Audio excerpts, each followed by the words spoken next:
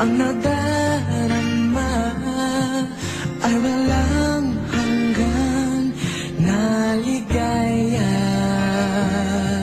Sa mga mata ay makikita na may